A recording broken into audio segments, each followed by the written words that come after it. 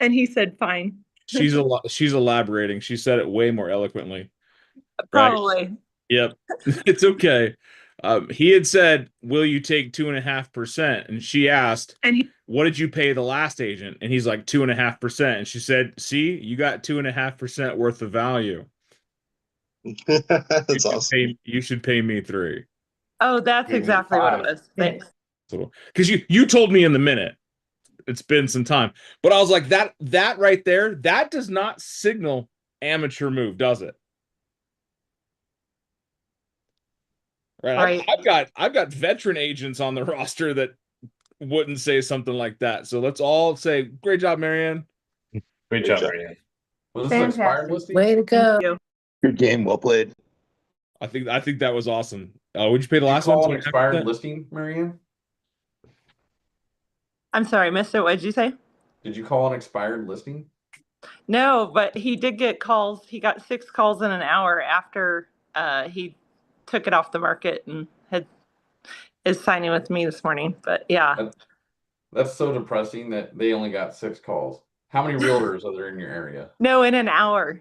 6 I calls know. within the hour. That's depressing. Oh, I How, hope that was a lot. how many Bim said agents? rookie numbers. Yeah, how many agents are in that area? Oh, I'm sure a lot. And there's 6 agents that are working. Actually, there was 5 agents not working. There was 7 robocallers and only 6 Yeah, of them. right. So Probably. other wins in celebration. I know I've taken Sam's day away from him, but I wanted to prove a point. And I'm really good at proving points with dead silence. Got a contract yesterday when I went into escrow. For your house?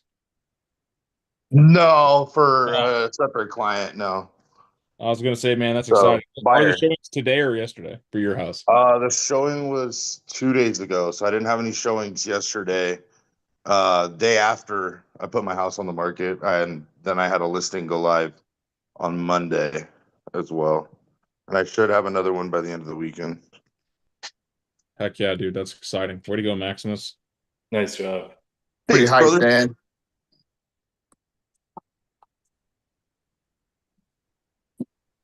My win is that Duck has learned to swim. With a name like Duck, I think I think it's required. Yeah. Yeah. You Can gotta he have fly, that though? ability. I'm not. I'll put the video in the group chat. You guys can enjoy it. It was pretty exciting because usually he just sits there and paddles real fast with his top legs and realizes his back legs don't work, and then he freaks out. But then he was swimming around the pool. This morning he tried it again and he got too much water in his mouth and he started to choke and he totally freaked out, went back into paddle fits, and Moose dragged him out of the pool. So other wins and celebration. Sam, how was your camping and your kid time, man? Good to see you. It's been a while. Oh yeah, it was amazing. It's crazy.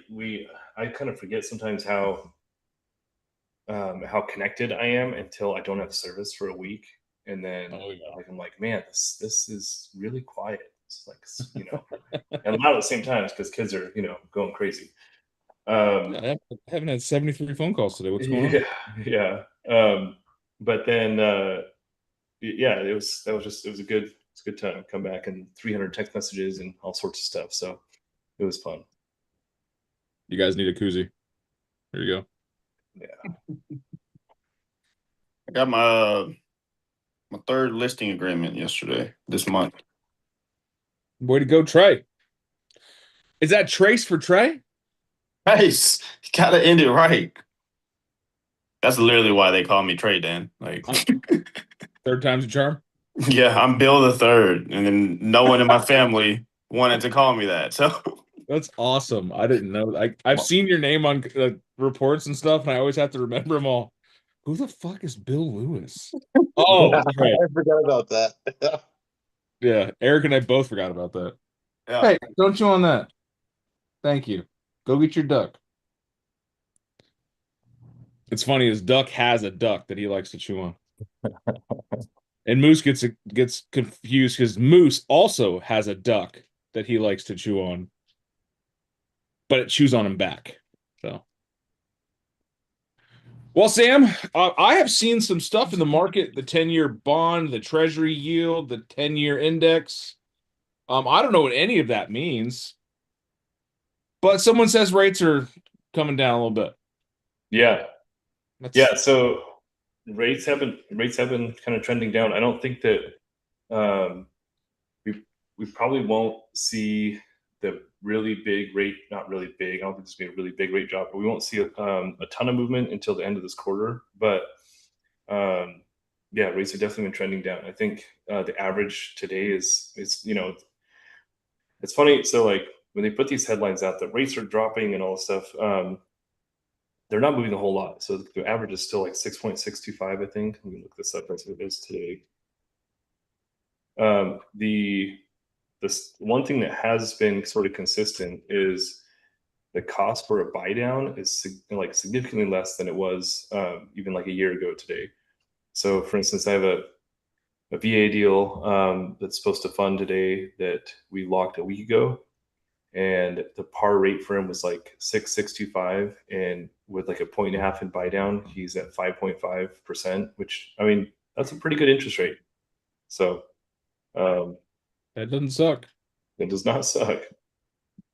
Yeah, 6.58. So they haven't moved a whole lot, but they are trending down, which is good. And you're seeing the 10-year and the 30-year kind of like start indexing in the way that we want to see in a kind of a stable market. So I do think that at the beginning of the year, before this whole Iran thing and the Strait of Hormuz, that rates were going to be on their way down, and then that just sort of kind of created this artificial spike because everyone was terrified of gas prices and all this stuff going crazy. But I think we'll see them probably.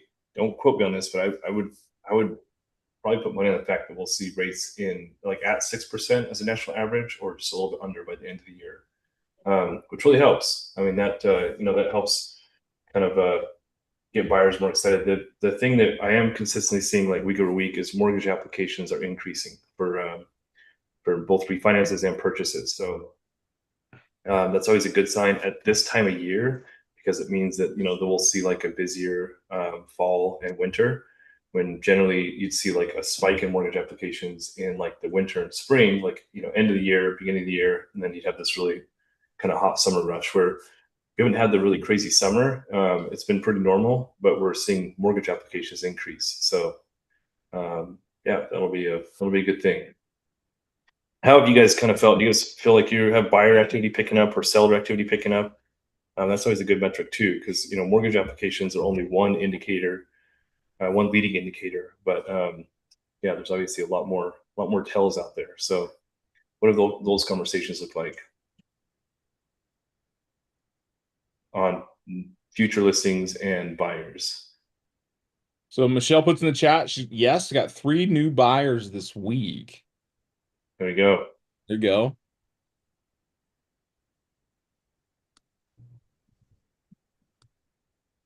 I know things are moving because for my clients in Green Valley, they had 2 backup homes and they were looking at another home, and the 2 backup homes sold yesterday. So Yeah, they're like, oh my gosh.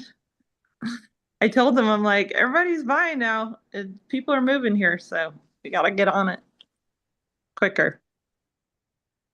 yeah, it's funny, like how quickly the market sort of forgets how to be competitive when it's not, and then when it gets competitive again, people are like, oh my goodness, why'd my buyer miss out on this offer?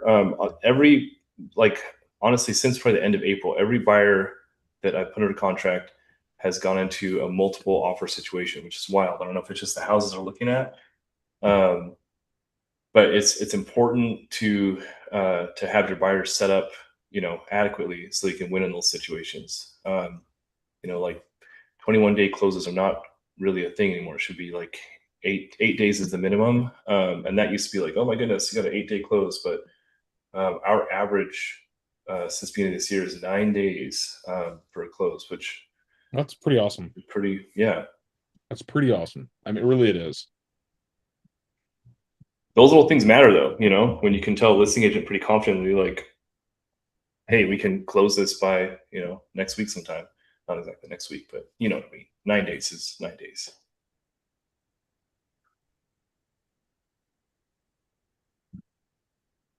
What else you guys want to hear talk about? This is Sam's opportunity to wow you with his Or just answer questions. Yeah.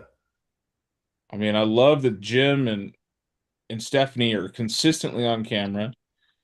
Eric, I don't know if we are going to celebrate that or not. There are just some things you shouldn't look at every day.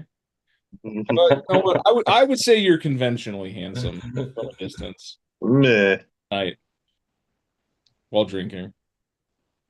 Dude, he's got a face for radio, man. He's got it.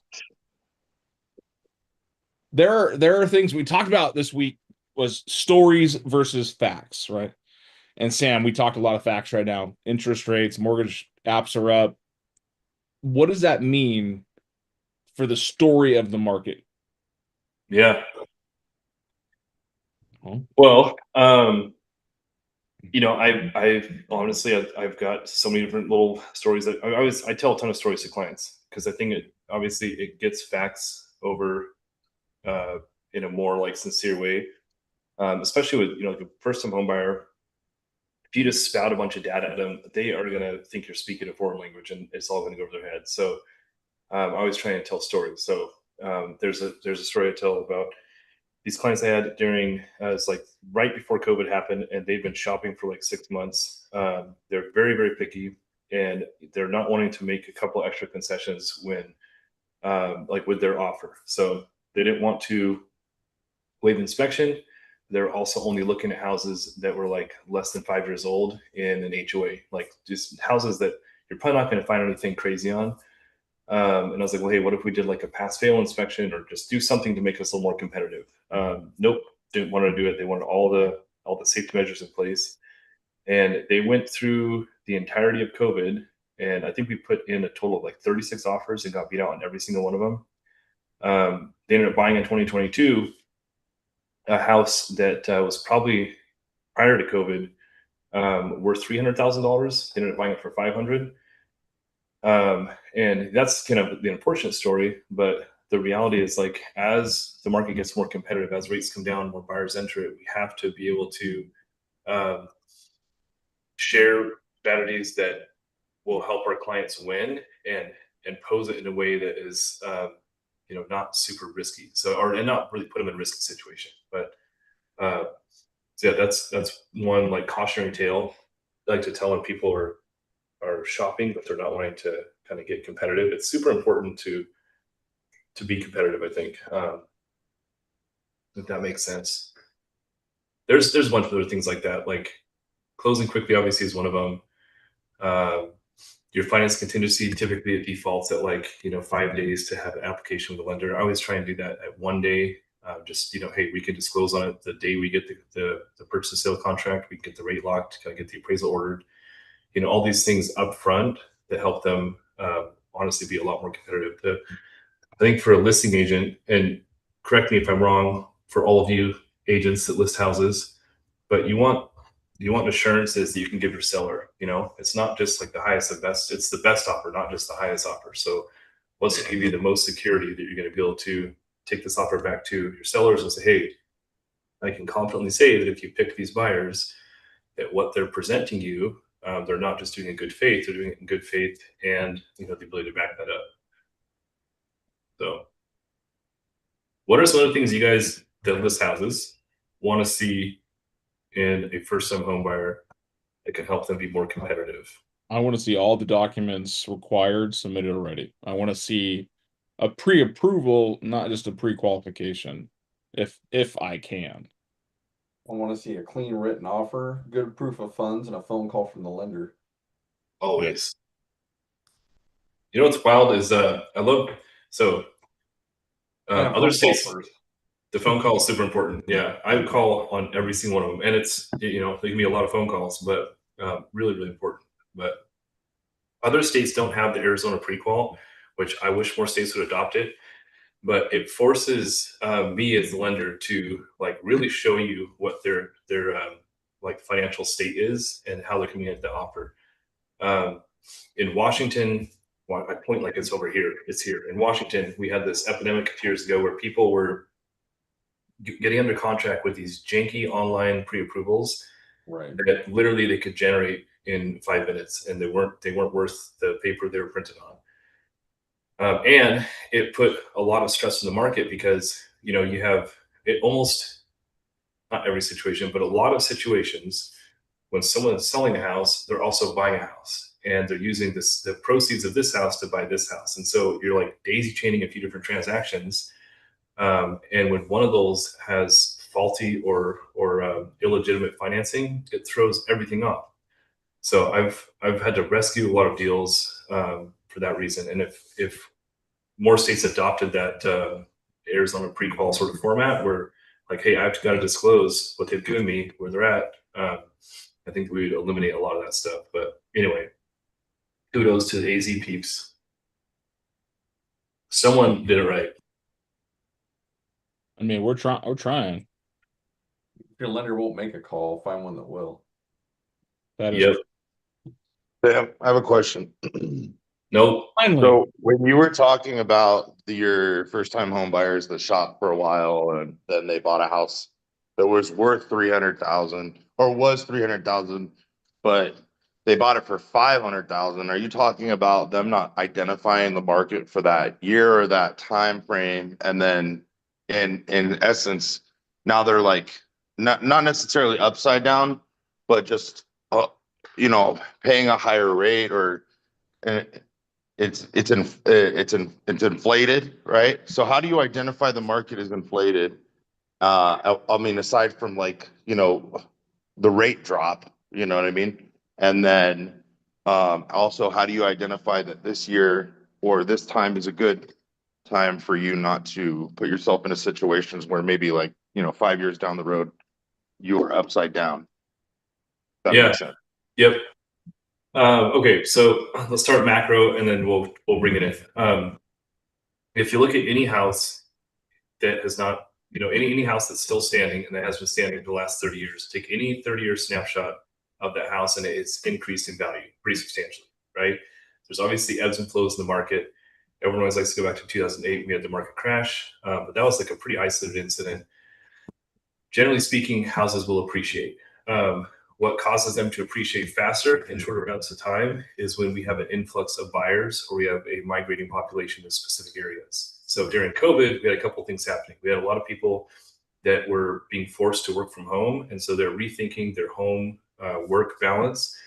And there was also, rates were at an all-time low, so it was bringing an influx of new buyers that wouldn't have normally qualified into the market. So you have more buyers and the same stressed or limited inventory. Obviously, that increases the value inherently of inventory. So that's one thing you can kind of always track is how many mortgage applications are coming in. Look at it like a month over month or a week over week or even a year over year to see if it's higher or lower than the previous year.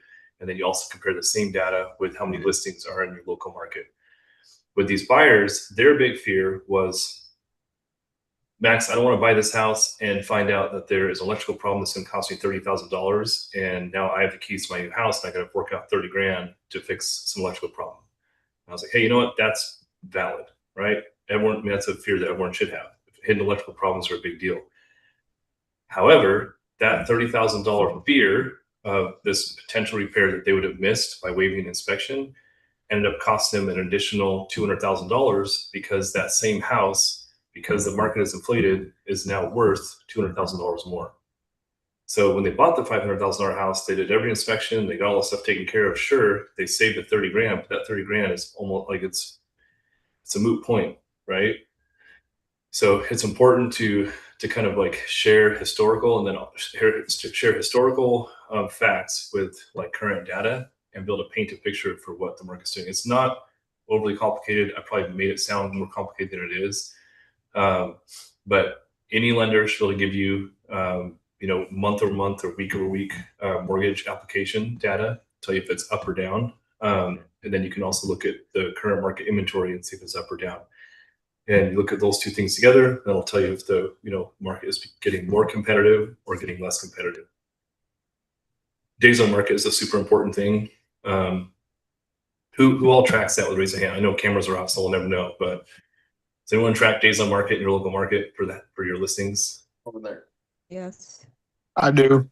There we go. We're at 72 here in Sierra Vista. Mm. And 8565. is that up or down from last year?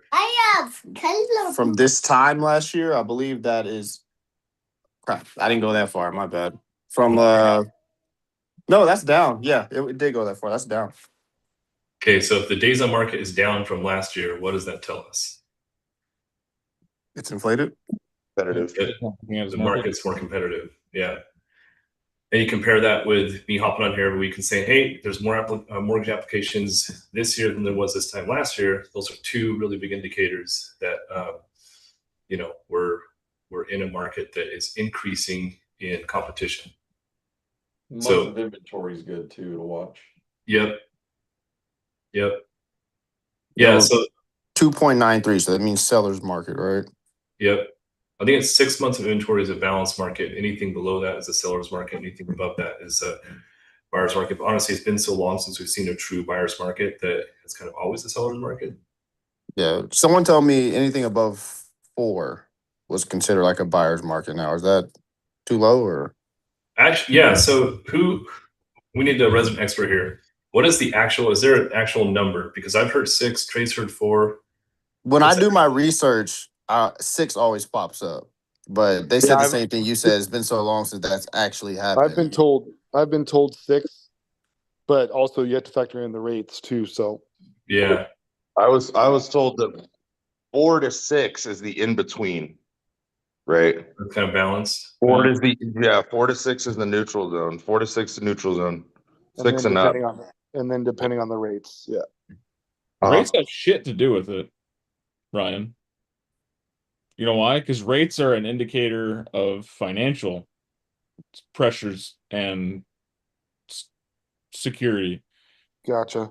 The days on market and the inventory is what you're looking at. It's not days on market so much as it is the refresh rate. It's the total inventory divided by the total sales equaling those months. So let's say your area sells 500 houses a month and there are 3,000 houses on the market. Is it a buyer or a seller's market? Buyer. Because it's less than 6 months. If you have 1,000 houses a month being sold and there's 3,000 listings, that's a 3-month supply. If there's 6,000 listings, 6 months supply. 15,000 listings, 15-month supply. So it has nothing to do with the interest rate, has nothing to do with days on market, has everything to do with inventory refresh rates. Gotcha. What about If no new listings came on the market today, based on how much we sell on average per month, how much inventory do we have? That is what tells you the buyer seller's market. I also look at are they getting concessions? Or Again, has nothing to do with buyer seller's market. Has everything to do with the buyer and seller anticipation of negotiations. Right? Were we getting concessions during COVID? No. Yes, I No. was. Not very commonly, but I None. was. That wasn't a normal thing because people were doing whatever they could to Well, get how into it's a not a house. normal thing. It happened. And it happened for 1.5 years, almost 2. That changed the perception of reality for a lot of home buyers and a lot of sellers. Average days on market being 90 plus days is not uncommon. 6 to 9 months of supply, not uncommon. COVID made everyone think shit's going to sell overnight. Why do we have 2,000 listings on the market? Well, here's the story. 41% of listings in Phoenix didn't sell this year, which means 41% of people put up their house on the market and it failed to sell. Price is too high or buyers are not doing it. But it tells me there's still 59% sold. So buyers are still buying, but what are they doing? So would you that and They that's stopped overpaying. They're looking for deals. Yeah, they're still buying. They just stopped overpaying. yeah. Still a seller's market. You got tons of inventory to compete with. That's a buyer's market, but there's not tons of inventory. Things are selling quick. The problem is the sellers are a little unrealistic. All right, Audra, what's your other thought that I keep interrupting because I wanted to finish? That's okay. I'm just thinking if the buyer gets their way most of the time, I'm thinking then it's a buyer's market. If the Nope, that seller, just means it's in a position where the sellers are negotiating. Do not muddy up the definition of buyer or seller's market. You will say it wrong and get yourself in trouble. okay. How many I never times can you said go it. back and look at the same house before it goes under contract? During the last real buyer's market we had, which was over a decade ago, you could go look at one house today, another house tomorrow, a third house on Sunday, and then go back and revisit that house in a month from now. Make sure you still like it. Then talk to your lender, which would take 2 or 3 weeks. Then you'd call Jim for the fourth time and say, "Hey, Jim, we're between number 1 and number 3. Can we go look at them both today?" And Jim's like, "I can do it next week." Jim's like, and you're like, "Great." Next week you go. Now it's been 2.5 months since you first saw the house. And now you're like, "You know what? Maybe we'll put an offer in. Let's sleep on it." And Can you it's do that right now in today's market? No. yeah. And it's not a buyer's market. That's like, Audra, I love what you're thinking, right? The buyers are getting their way. That just tells me that we still have great negotiating power for our buyers in the market, but it's not a buyer's market. Yeah, so I think the important thing to remember is obviously there's like very macro definitions of what makes a buyer market versus seller market, and they're pretty black and white. But within that, there's so many little nuances and nuggets we can look for to help craft strategies to help either our sellers win or our buyers win, depending on which side of the fence you're on. And How freaked out would your sellers be if you got one showing per month for 6 months? I think today's sellers would lose their shit, and they'd Yeah, be like, here's this, Sam. You're selling a house. I've got a buyer. I come to you. It's been 3 months. You've had one showing per month for 3 months. I come to you and said, "Hey, I got a buyer. We want 4% concessions. We want 4% buyer broker. We want a $15,000 reduction in sales price, and I want you to buy me a pony." Are you entertaining that offer? honestly, probably if I've Yeah, only because seen one. maybe another month before you Yeah. get another showing, and this is the first offer you've had on the market in 90 days. Counter back, I'll get you a donkey. Right? You know what? I'm good with everything else but the pony. How do you like mules?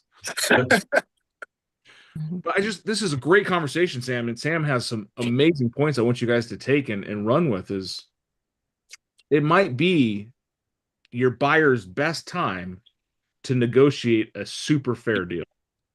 So let's dig into that in our, well, we're already over time, but we'll take a few more minutes and we're super busy this morning. But yeah, my next meeting actually canceled, so that's why I haven't cut you guys off. Okay, we'll take a few more minutes. Here are some ways that we can craft a winning offer for our buyers in a seller's market, because the reality is we're going to be in a seller's market for the foreseeable future, right? Just as a macro definition, we're going to be in a seller's market. So number one, I mean, this is a big one, but financing is like, that's the linchpin of the whole dog and pony show. So making sure that the financing is dialed. What I mean by that, there should be no other option than a pre-underwritten file these days. There's zero excuse from the lender. You know, pre-qual, pre-approved, and pre-underwritten, the difference is there. Pre-qual is Dan calls me and says, "Hey, I drive a truck, I make $1 million a year, and I've got $5 million in the bank, and I have no credit cards, no auto loans, nothing." I say, "Cool, here's a pre-approval," right? A pre-approval, so say, "Okay, Dan, supply me with some documentation. I will review it as a professional, and I will determine whether or not we're good or not." I might even run AUS, which is an automated underwriting system. I'm going to take the data from Dan. I'm going to punch it in my system. I might do some calculations. I say, "Okay, you're good to go." Pre-underwritten is doing that first step, taking an application, collecting documentation to support the application, and then running my automated underwriting, getting the file kind of crafted, organized, and then submitting it to an actual underwriter, the same underwriter who's going to do the final approval, and having them give me a conditional pre-approval. So they say, "Hey, we're going to pre-approve Dan based on X, Y, and Z. As long as you can supply those before closing, he's good to go." That third step does not take really any longer. than the first two did. It's just, it's you know, you're adding one other person to the transaction, but that will save so much time and headache through the whole process. The next piece is on purchases. If your clients can put down between 15 and 20%, it could be 15.1%. The chances of you getting a PIW, a property inspection waiver, increase like dramatically. I don't know the actual numbers, but I've got 15.1% down. Like 80% of the time I get a property inspection waiver. What that does, so after COVID, Fannie and Freddie started making they started categorizing homes, and they were tracking values and trends of housing across America. And they were classifying homes between C1 and C5. C1 is a complete teardown. C5 is essentially new construction. They're tracking condition of home, but then they're also tracking the value. So if they can say confidently that with how much you're putting down and how much they think the house is worth in today's market, that you are going to be in an equity position from the get-go, they will fund that loan without having to require a third-party appraisal. Appraisals have really changed in the last couple of years because a lot of call them the OGs, the people that really knew their shit, have all gotten out of the market because they're at retirement age. And there's a bunch of people now that are pre-COVID. They changed the rules where it used to be 2,000 hours. I'm going to go on a tangent here. Bear with me. It used to take you 2,000 hours of working with a licensed appraiser in order to become an appraiser. So in order if I wanted to today become an appraiser, it would take me 2,000 hours of shadowing someone to get my license and actually be an official appraisal.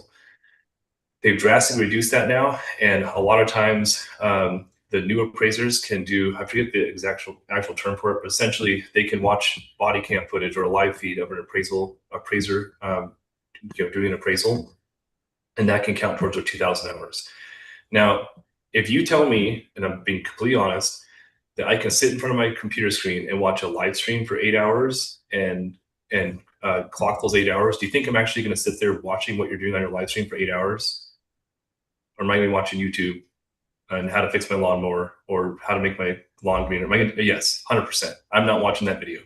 So the appraisers today are honestly, I won't talk shit about them, but they're not the same that we had even 10 years ago. So the property inspection waiver is huge. That cuts a tremendous amount of time out of your transaction. That's what's helped me stay in that 9-day average application to close from the beginning of the year. The third one is inspections. So inspections are important, especially if you're getting a property inspection waiver. It's important to kind of know what's going on with the house. But you can do either a pass-fail inspection, or you can waive inspection and still get one anyway. So an inspection, the main purpose of an inspection is to find all the stuff you can't physically see with your eyes. So, having to look for things like, is the electrical up to code? Is it properly insulated? Is the roof in good shape? Basic siding, things like that. Those are more of like, hey, here's a laundry list of things that you can do in your house the next 12 to 18 months. There's something drastic, obviously you want to know about that, but every house you buy is used, right? Unless you're buying a brand new construction home. Same as buying a used car. There's going to be things that you have to fix in it. Even buying a brand new home, there's going to be things you have to fix in it. So I think setting our buyers up with that understanding, instead of going in, having them go into it thinking that they're completely, protected and secure because they ordered a $400 inspection, is super important. I've seen it happen too many times where people have got an inspection, the inspector has missed something, and the client's gone into it not really knowing that they have to. If you're going from a renter to a homeowner, there is this whole paradigm shift that has to happen. We have to understand that, like, you wear the pants now, like you buy the hammer, you get the nails. This is on you. You are a homeowner. So I'm a big advocate, not to go on a tangent, of like freaking YouTube University. There's so many things as a homeowner that you can figure out how to do yourself or call someone. I love being a resource for all my clients just because I flip houses and I build houses, and do all this stuff. I know a lot of people on how to fix stuff. So being that resource, and if you're not that resource, find someone who is and connect with them and buy them lunch and, pick their brain. But man, that was a tangent. Being a resource for your clients is super important, and getting them set up to where they can go in and win an offer, knowing, kind of the whole scope of what it takes to be a homeowner. Another really important thing, so we've covered the Obviously, financing, we've covered property inspection waivers, which is important. Pass-fail inspections or not doing an inspection, that's super important. The third one is every client, every first-time home buyer generally can use a little bit of extra cash. There's a way to craft a winning offer where it still makes a lot of sense for the seller and get some concessions. When are mortgage payments due? Anyone know? The first full month after selling. But if you already have a mortgage, yeah, they're due on the first of the month. So if you're putting an offer right now, we're the 24th of the month. If I'm putting an offer in, I'm going to say, hey, to finance with me, we're closing that first week of August. What is something you think I should ask for and it would not hurt the sellers to give me? I'll give it to you. I'm going to ask for August payment. I'm going to say, instead of making your August payment, since I'm going to pay your mortgage off, how about you give that to my buyers and help them cover, some out-of-pocket costs? 9 times out of 10, they're going to say yes, because it's kind of a no-brainer, right? Little things like that, where if you can kind of craft your offer in a way that still makes sense for them, to help your buyers win. Like I said before, there's like these macro definitions of buyer's market versus seller's market, but within that, there's so many little nuances and things that we can do to kind of create a winning strategy that you should take advantage of. That was a tangent. Hope y'all liked it. It was a good tangent. It was a very nice tangent. It was the best tangent I've ever seen. It was a huge tangent. Huge. Sam, thanks for giving us an extra 15 minutes. I know most people bailed out of here. It's like, I got things to do. But you know what? You guys just learned something fantastic, didn't you? Let's go win some freaking deals. Go win some freaking deals. Speaking of some freaking deals, how many escrows are we going to put out this weekend? Happen to have 3 today. Hoping. Hell yeah. Oh yeah. I hope we're gonna get 9 because I got 2 that I know of. 3 for you. Mac's gonna get 1. Jim's gonna get 2. Jess gonna get 1. She doesn't know where it's gonna come from. She's gonna get it though. It's gonna come out of nowhere. I'm hoping to find my